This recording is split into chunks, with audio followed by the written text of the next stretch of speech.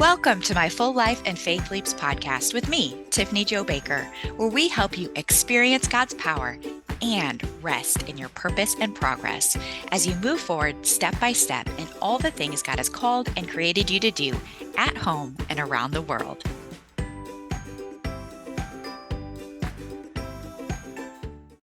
Hi, y'all, and welcome back to my Full Life and Faith Leaps podcast. I'm Tiffany Jo Baker, and today I have with me again my husband of 22 years, Brian Baker. Yes. Thank you for coming back. My pleasure. Thanks for having me. Of course. He gets so excited when I say, hey, honey, we get to record a podcast this weekend. Yes. Put that on your honey-do list. That's fun. Well, today we're going to talk about 3 things that can end a marriage.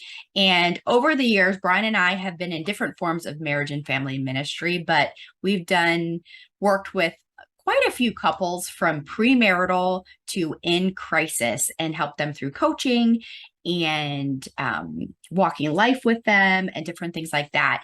And so we've got to live it out. We've been married for 22 years. We have, when we were pastors at a church, able to look at curriculum and teach things and things like that. And we found a few core key nuggets. And so we wanted to share them with you today. It's something that we, when we break down any kind of conflict with couples, it normally, what percent of the time would you say it goes back to? Quite a bit. It's going to fall into these categories with most people. Yeah. So I would say maybe 90% of the time, it would go back to one of these 3 things to where issues started. And so those 3 things are unconscious roles, unspoken rules, and unmet expectations. So today we're going to break those down a little bit and what you can do to end those cycles so they don't end your marriage. So starting with an unconscious role, Brian, what is an unconscious role? What would that be? I have a few examples I'll give you here. A big one is who provides income. There's many times that you have to figure that out. And a lot of these things you're going to discover too come from family background and family history. Like, what did your parents do? What did your family do? And so whether that's good or bad or right or wrong, it comes from that family unit a lot of times. And so what that is, the unconscious role is basically where we don't even realize it, but in our brains and in our mind and in our heart, we think one of the genders should be doing this role. Like, he should be doing this and I should be doing this, or she should be doing this and I should be doing this. So he's giving you some examples of what those roles might be that you don't even realize you think they should be doing. It's the shoulds, right? Sure. Have you ever heard people say don't should on yourself? Yeah, that's what these are, these unconscious roles. Okay, give us a couple more. Who stays at home when kids come along, or when they get sick? Who stays home and takes off work? That's a good one. Can you even afford to do that? Another question in that role. Who does the cooking, the cleaning, the laundry? All the cars, who does the outside and who does the inside? Lots of different upkeep and maintenance stuff of just life. Yeah. Whether that's children related, whether that's house related, whether that's vehicles, whatever that may be. Finances is a big one that when we talk to couples, especially going through premarital with them, on what they're going to do with their finances and who's going to do what. Yep. Big one, because they come in with these unconscious expectations on how it's supposed to play out. Yeah, and then we'll get into it, but that's where your frustrations come from. Absolutely. So, all right. So unspoken rules. These are the things that you're like, this is how it should be done. And said or unsaid, it's just like in your mind, you have this standard operating procedure manual, and then you get married. So give us some examples. Kind of going back to some of the house stuff is we had rules in my family, and I'll just give mine an example. Like, every Saturday, the whole family worked on cleaning the house. Mm-hmm. So that has worked out good for us. It's kind of been a standard operating procedure. In fact, we just got done cleaning. Yes. We just got done. Which includes for us lawn and stuff. So like some of the outside stuff will be me, and inside stuff is more Tiffany oriented, at Except least. for if there's Except, not outside stuff, then I yes, pull you in in and the off season, you're an inside I'm an guy. MVP. Yep.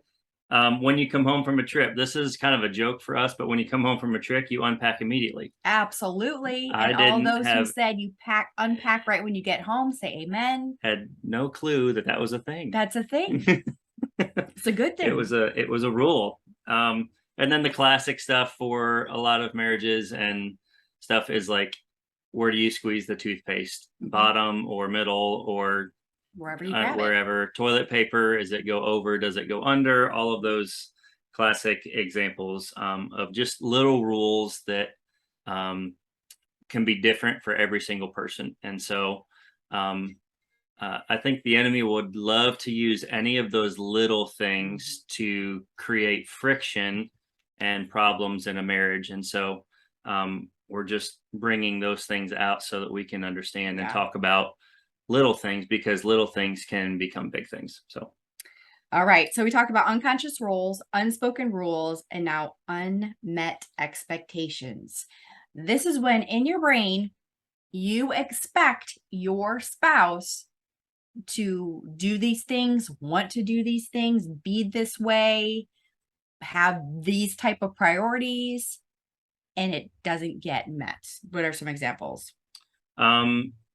there can be expectations for even like the romance side of a marriage. So that can be like date nights. Like, I expect to have a date night this often, or it can even be sex. I expect to have sex this often. And I expect my spouse or my husband or my wife to work alongside me or with me and bring in income as well. Or she could have expectations that I'm the sole breadwinner. And so, and not even just that you're the sole breadwinner. It's like I found out early in our relationship, she had expectations of what a good salary should be for me. Oh, well, absolutely.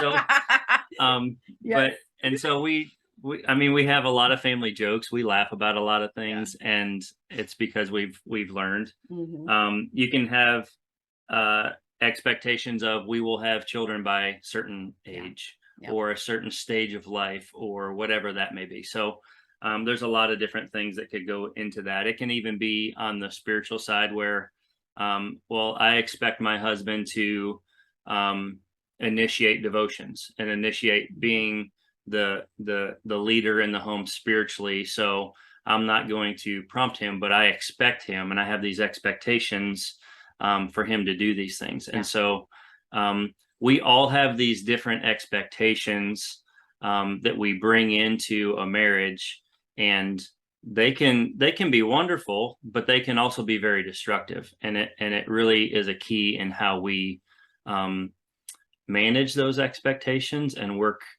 towards that middle ground and figuring that out. Let's talk about that. How to deal with these things, because we all have them. We all come into them, and the key is you don't know you have them until Correct. What? Until these roles, rules, or expectations have been violated. Yeah. So you don't know it's a problem until the problem comes up. Yes, you don't know it's a thing. Correct. Until it's a problem, and that's when the issues start, and that's when you have to be able to manage these well. Because if it grows, let's use this example. And I was looking up while he was talking, I was looking up the verse that talks about it's the little foxes that ruin the vineyards. The little foxes that ruin the vineyards, and that's from Song of Solomon 2:15. It's that little things that get in there day after day, eke on you, work on you, and can destroy the whole vineyard, the whole relationship. Let's use an example of, what if your expectation, you came from a family, or just you yourself personally, where birthdays are a big deal for you.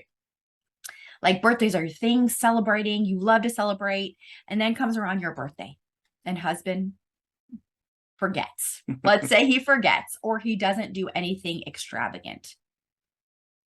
Extravagant is also in the eye of the beholder. Right. There's an expectation on how you should celebrate, how you should. Is that private? Is it public now with the way social media is? And like making it a big deal for others to see. Like there's so many different things that go along with that socially Yeah. now. So the violation has happened. Your birthday has passed, or maybe you're in the thick of it. He still hasn't done anything, said anything, or whatever. What do we do from there? We have awareness for it. Now, what do we need to do? Well, the best thing we can do is, in a loving way, express and talk and communicate, and let your spouse know that there's been a violation of a rule, an expectation, and what you need to do is talk about them. You can see if it's warranted, see where it's coming from, and come to a middle ground. You really need to make these things a win-win. They can be a huge blessing because it can make me step up to something that I would not have normally stepped up to, and raise my game as a husband to love her. I don't think there's a spouse out there that would say, I want to invest my time and my efforts in a way that doesn't communicate love to my spouse. So if I have an opportunity to up my game and do that in a way that actually communicates and expresses love to Tiffany, then that's the way that I want to do it. And so nobody wants to spin their wheels in their efforts of loving their spouse. Yeah. Well, I think in just the same way as once that's violated, you realize, oh, that's a thing for me. Sure. So it's an awareness for ourselves that that's something that's important to us. And by being able to communicate that, they become aware of it as well. Now, I would recommend not communicating in the heat of the moment. No. We never want to deal with it when you are hot, when you are super frustrated. It's always when you can think and speak rationally, logically. And I always recommend that we go back to the heart of our spouse. Like Brian was talking about, no husband, wife, spouse wants to not love their partner, or doesn't want to bomb at doing it. Yeah. Their heart, they're together because of love. Their heart is to do that. So I think it's important to go back and be like, you know what? Their heart wasn't to flop on this. It wasn't to fail on this. Number one, they didn't know because I didn't know. And number two, had they known, it probably would have responded differently. And there, you also have to give grace too, because typically we're going to, a lot of times opposites do attract. And so you're going to have different personalities and different strengths and giftings. And that's what actually draws you together, and can really bring a unique package that the Lord brought together. And so you have to be, if it's a need or desire for one, it may not be a need or desire for the other. And so understanding those differences can really allow there to not be as much frustration. It's not personal. You can depersonalize those things and allow that to be a blessing and a learning lesson for both parties. And sometimes we have to decide, is this a battle I want to take on? Sure. Can I just let this go? Like, Choose your is battles this wisely. really a big deal? And if it is a big deal, then it is something that you need to either manage and deal with yourself and your expectations, or take it that next step further, not in the heat of the moment, when you can have a constructive relationship talk with your spouse and let them know, like, hey, you might not know this, but birthdays are a big deal to me. And then kind of go from there. And maybe that's the next birthday, you're making it a big deal for somebody else, and you have that conversation like, you know what, I want to make this special for them because birthdays are a big deal for me. And they might just get the message, or you might need to spell it out a little bit more. But these unconscious rules, unspoken rules, unmet expectations, when they're violated, that's when issues can arise. And if we have awareness ourselves, if our spouse has awareness, we can choose how we're going to manage and deal with those things so that they don't become bigger things. There's almost like this graph that I have written out for some couples about how this grows. If you don't deal with, let's go back to that birthday. If you don't deal with the disappointment in yourself of how that birthday was celebrated, it can grow to hurt. And if you don't go back and deal with that disappointment and that hurt, it can grow to bitterness and resentment. And when things compile, the next birthday happens, the next argument happens, the next whatever happens, it grows, and it can grow because you haven't dealt with those little foxes. Going back to the initial disappointment and hurt, grows to bitterness and resentment. And then if it continues to grow, it can grow to questioning the person. Like, then you're questioning their heart. Are they even a good person? Yep. Do they even care? Am I married to the right man? And if you still don't go back and deal with those little things, it grows into questioning the marriage. And that's when your heart is cut off through bitterness and resentment, and you've questioned the person and you've questioned the relationship, when many people choose to get out. And I don't want to, I'm not trying to repeat what you said, but I want to highlight something that you said. And that's, when these things are talked about, it can't be in the heat of the moment. And I will say that that's a parenting tip too. My best conversations with our girls have always been pre any situation or post any situation. I don't think the productivity of any conversation during the heat of anything has ever been anywhere near as productive as anything pre or post. Yeah. It's almost like after there's some correction, redirection, whatever that may be. It's going to be the same with a spouse. It's you reaching out and showing that there's love and there's care and there's concern and there's genuine relationship there. And so I have literally watched, you can see it in our girls' face when you talk to them after the fact, when it's not the heat of the moment. And it's almost like you're just reeling them back in with love of, here's the heart of why I said no. Here's the heart of why this is a big deal, or why we're trying to protect you from this. And if your spouse and if your kids, I mean, just in that analogy, if they can always trust that your heart is good and your heart is pure and your motives are good, these things literally will melt away because you're taking it back to the heart of the issue, and you're allowing truly the love of God to come through you in a way that computes and shows this is not personal. This is not against me. We are a team.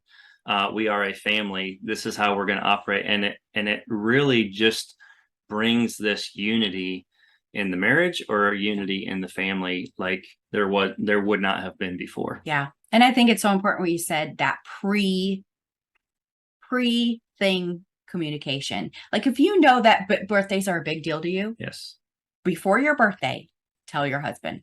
Yeah. Like, set him up for success. Don't booby trap us.